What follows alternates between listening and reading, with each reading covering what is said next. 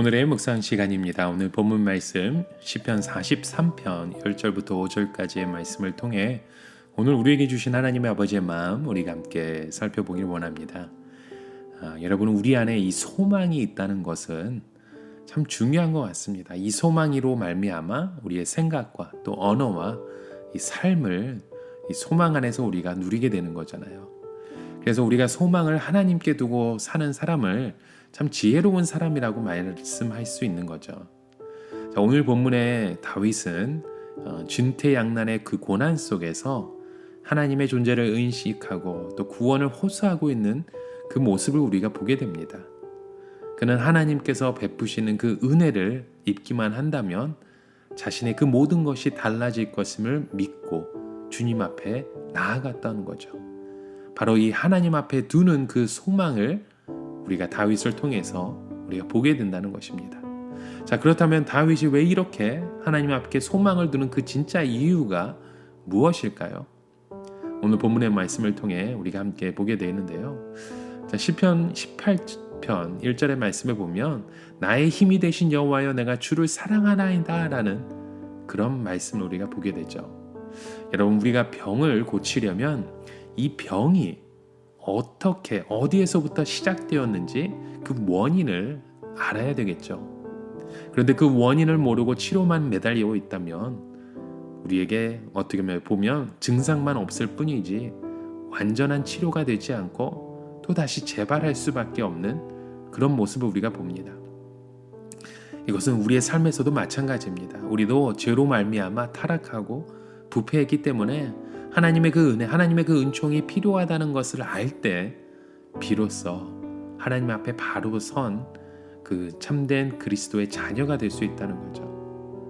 우리가 하나님 앞에 가장 큰 자는 바로 자신이 죄인임을 알고 하나님만이 나의 힘이 되심을 바로 믿는 것입니다.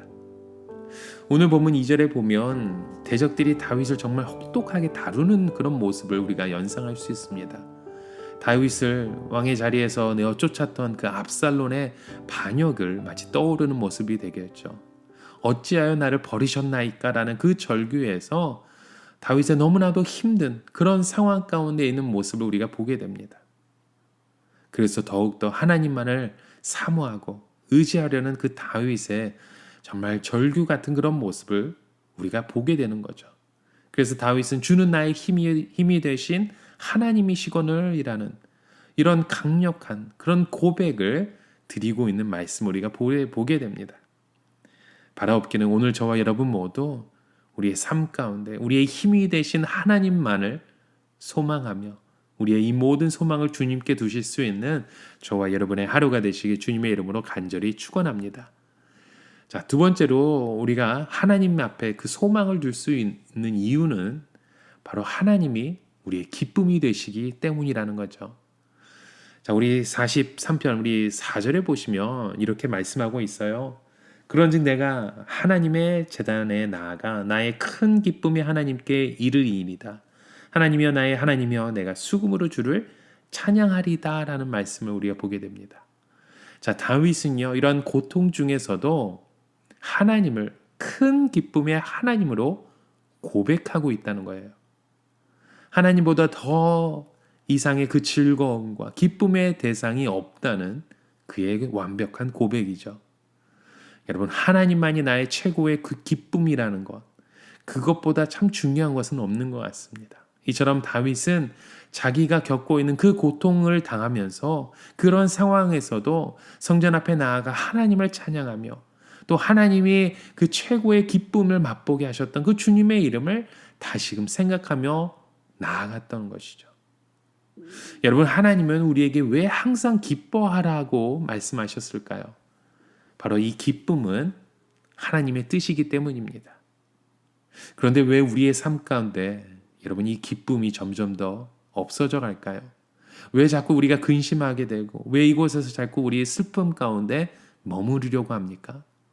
이는 바로 우리가 하나님 앞에 소망을 두지 못하기 때문이죠.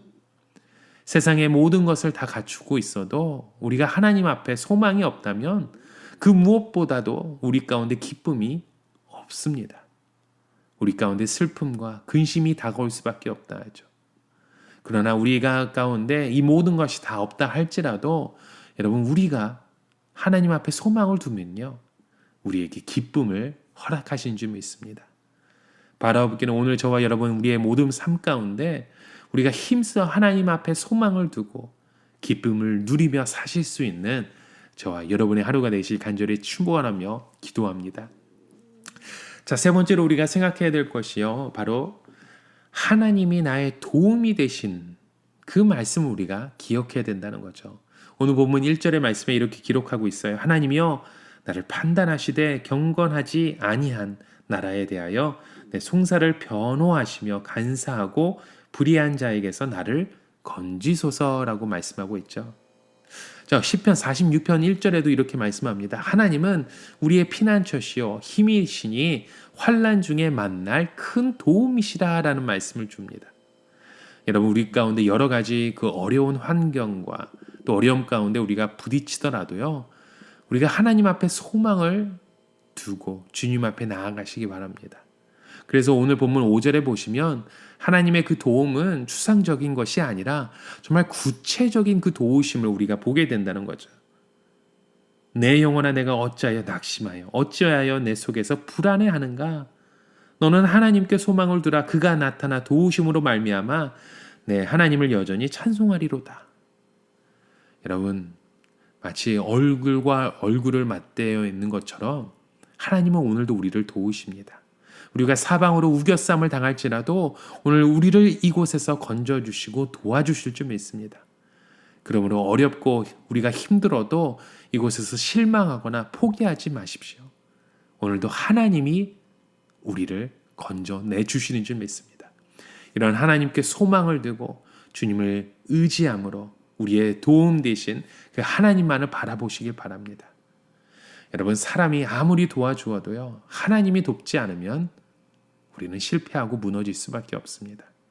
그러나 사람들이 아무리 방해를 하더라도 하나님이 도우시면 우리는 이곳에서 다시 일어나게 된다는 거죠. 그러므로 진정으로 우리의 필요한 것은 바로 하나님이며 하나님의 그 도우심입니다.